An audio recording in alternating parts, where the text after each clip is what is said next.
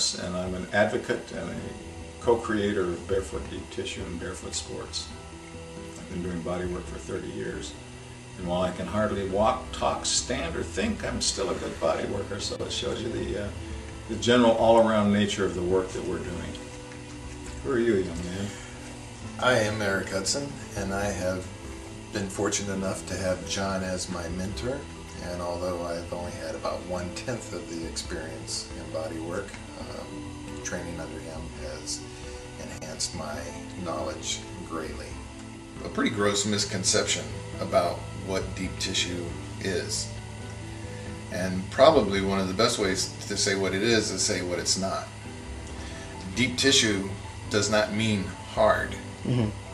Does not mean pain. There's a fallacy of thought that the old no pain, no gain. One of the ways to say is that it's not this rote kata or form of prescribed techniques that's just applied to the body, without any thought. The deep tissue actually requires a really good understanding of anatomy and the function of the body, because what you're really doing is understanding the different layers of the body, and being able to work with the tissues within those layers to relax, lengthen, and resolve holding patterns in those tissues with economy of effort. It's not so much about relaxation, although what clients will discover through this work is that there's an incredible amount of relaxation that comes from alleviating pain. And so the focus and the intention, while some of the techniques may look familiar and similar to Swedish, the focus and the intention is what makes the work different. You're working much slower and much profoundly on a deeper level.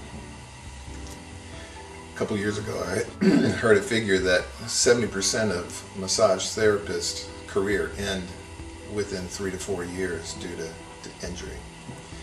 And that's really one of the things I want to convey in this class, is how to protect yourself as a therapist so that you have a longer career. The other thing is, by working more efficiently and effortlessly, that actually translates to the client. They get better work. Because when you're not muscling, as soon as the therapist muscles and tightens up, you've lost your power. You've lost your ability to go deep. You've also lost one of the most critical points of that, is your ability to palpate, to actually feel what's going on underneath your fingers. So that's probably the biggest thing I want to get across in the training. And also the tools and protocols for how to work with troubled areas.